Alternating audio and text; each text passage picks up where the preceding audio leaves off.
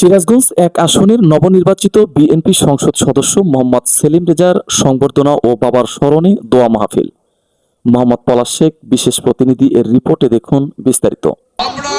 24শে ফেব্রুয়ারি মঙ্গলবার দুপুরে BBN school মাঠ পরিণত হয় এক আবেগঘন মিলন মেলায়। চালিতাডাঙ্গা বিবিএন উচ্চ বিদ্যালয়, চালিতাডাঙ্গা মহিলা কলেজ এবং আফজাল হোসেন মেমোরি ডিগ্রি কলেজের যৌথ উদ্যোগে সিরাজগঞ্জ এক আসনের নবনির্বাচিত বিএনপি জাতীয় সংসদ সদস্য মোহাম্মদ সেলিম রেজা এর সংবর্ধনা এবং তার পিতা মরহুম আফজাল হোসেনের ৩৬তম মৃত্যুবার্ষিকী উপলক্ষে দোয়া ও ইফতার মাহফিল অনুষ্ঠিত হয়। অনুষ্ঠান স্থল সকাল থেকেই শিক্ষার্থী, শিক্ষক, অভিভাবক, নেতাকর্মী ও স্থানীয় গণ্যমান্য ব্যক্তির উপস্থিতিতে প্রাণবন্ত হয়ে ওঠে। সংবর্ধিত অতিথিকে ফুলের শুভেচ্ছা, করতালি ও উচ্ছ্বাসের সঙ্গে বরণ করা হয়।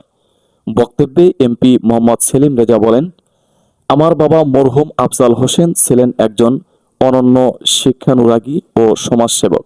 তার আদর্শ, সততা ও মানবিক মূল্যবোধে আমাকে মানুষের পাশে দাঁড়াতে শিখিয়েছে। আজকের সংবর্ধনা আমাকে আরও দায়িত্বশীল করে তুলেছে। আমি তার রুহের মাগফিরাত কামনা করছি এবং তার অসমাপ্ত স্বপ্নগুলো বাস্তবায়নে কাজ করে যাব। একটা সোনার গাজীপুর গড়ার জন্য আপনাদের সহযোগিতা দরকার। যে গাজীপুর সন্ত্রাস মুক্ত হবে, যে গাজীপুর চাঁদা মুক্ত হবে, যে গাজীপুর নৈরাজ্য মুক্ত হবে, যে গাজীপুর মাদক মুক্ত হবে। আজকে নির্বাচন অঙ্গীকারনামায় আমার ছিল গাজীপুরকে আমি মাদক মুক্ত গাজীপুর করব এবং গাজীপুরে মাদকের বিরুদ্ধে আমার থাকবে জিরো টলারেন্স। আজকে দ্ব্যর্থহীন কণ্ঠে বলতে চাই, আপনারা আমাকে সহযোগিতা করেন। গাজীপুরে মাদক ব্যবসার সাথে যারা জড়িত তাদেরকে সমূলে নির্মূল করব এবং আমার এই গাজীপুরে আমার ছেলেমেয়েরা মাদক দ্বারা যাতে আসক্ত না হয় এ ব্যাপারে আপনাদের সার্বিক সহযোগিতা চাচ্ছি।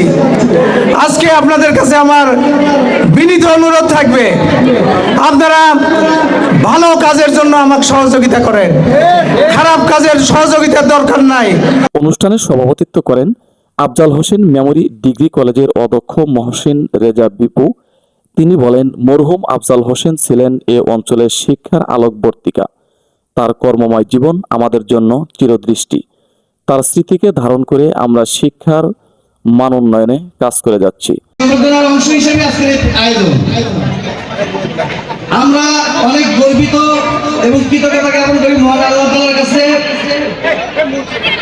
আমরা যেভাবে নেতাকর্মী সহকারে এলাকার জনগণ যেভাবে পরিশ্রম করেছেন, আল্লাহ তাআলা সেই পরিশ্রমের ফলাফল দিয়েছেন।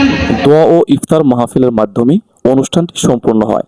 প্রিয় পিতার স্মরণ ও প্রিয় নেতার সংবর্ধনা, এই দুই আবেগের মিলনে তৈরি হয় এক অনন্য স্মরণীয় পরিবেশ। আমাকে যারা সবাই